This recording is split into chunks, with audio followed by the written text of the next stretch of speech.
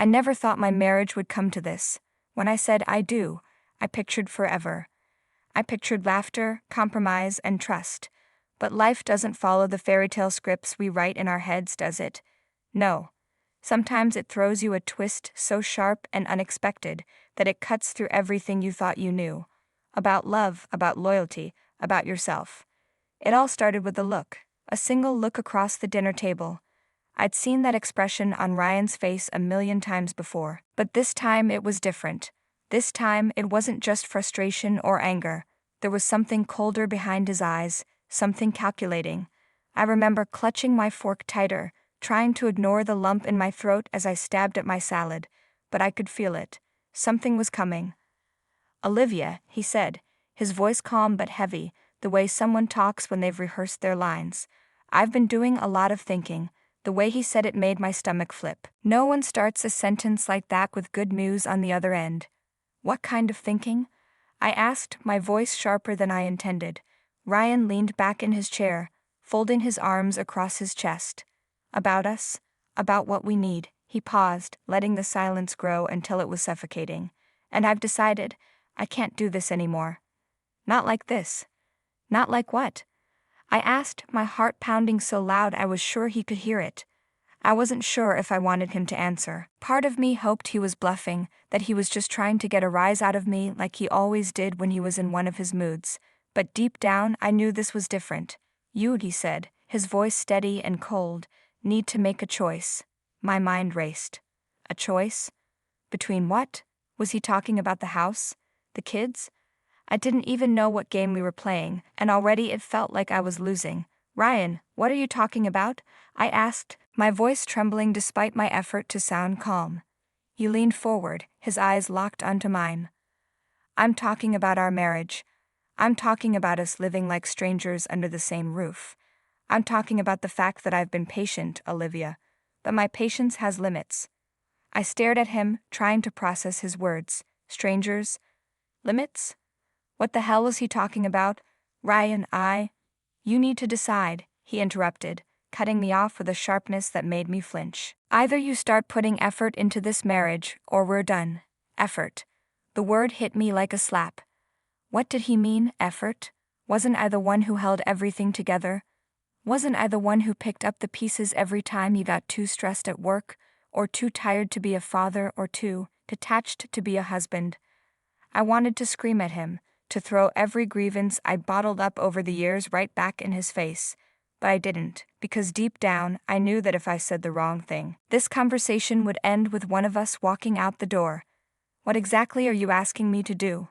I asked, forcing the words out even though my throat felt like it was closing up. Ryan sighed, rubbing his temples like I was the one giving him a headache. "I'm asking you to stop shutting me out, to stop pretending everything's fine when it's not. To actually try to fix this mess before it's too late." I felt my face flush with anger. "Oh, so now this is my fault." I shot back. "You're the one who works late every night. You're the one who checks out every time I try to have a real conversation. And now you're sitting there acting like I'm the problem. See? This is exactly what I'm talking about," he said, throwing his hands up in frustration. "You always deflect. You never take responsibility for anything." Responsibility? I practically shouted. "I've been carrying this marriage on my back for years, Ryan. You want to talk about responsibility? Let's talk about the fact that..." "I'm done talking," he said, cutting me off again. His voice was eerily calm now, and that scared me more than anything. "You have until the end of the month to figure out what you want. Because if nothing changes by then," he didn't finish the sentence. He didn't have to. The threat hung in the air between us, heavy and unspoken. I didn't sleep that night. I lay awake, staring at the ceiling, replaying the conversation over and over in my head. Was he serious? Was this really it? After 10 years of marriage, 2 kids, and countless memories, was he really ready to walk away just like that? And worse, was I? The days that followed were a blur. I tried to go about my routine as if nothing had happened, but Ryan's words echoed in my mind like a broken record.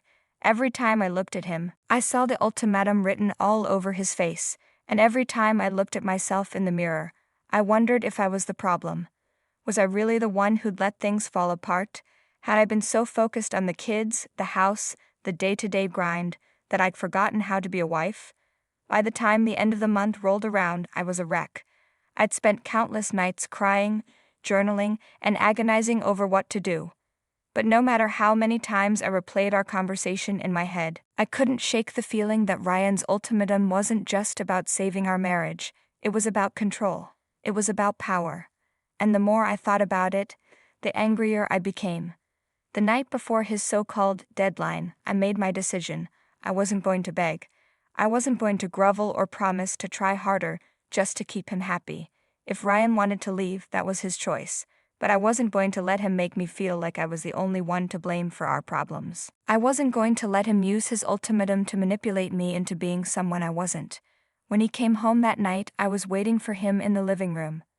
"We need to talk," I said, my voice steady even though my hands were shaking. Ryan sat down across from me, his expression unreadable. "I'm listening."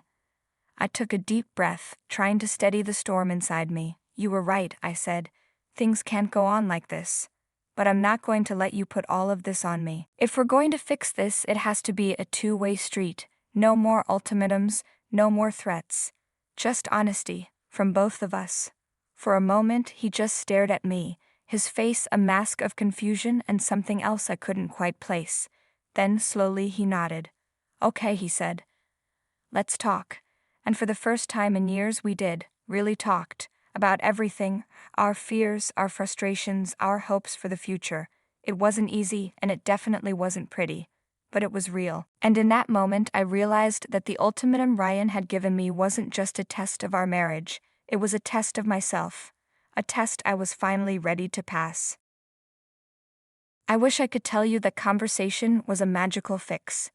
That we laid all our issues out on the table, and by the time we were done, everything was perfect. But life isn't like that. Marriage isn't like that.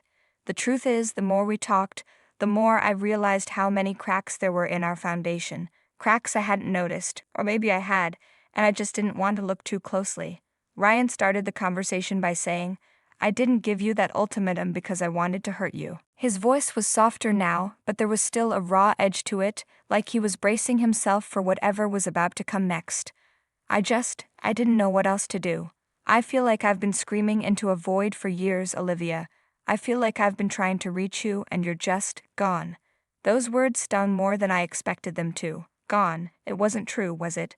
I was here. I was always here. I kept the house running, made sure the kids were okay, did everything I was supposed to do. But as I sat there listening to him, I realized something that shook me to my core. He was right. I had been gone. Not physically, of course, but emotionally, mentally. I checked out a long time ago. I didn't even know when it had happened. Maybe it was after that big fight we had 3 years ago. The one where he told me I made him feel like a failure.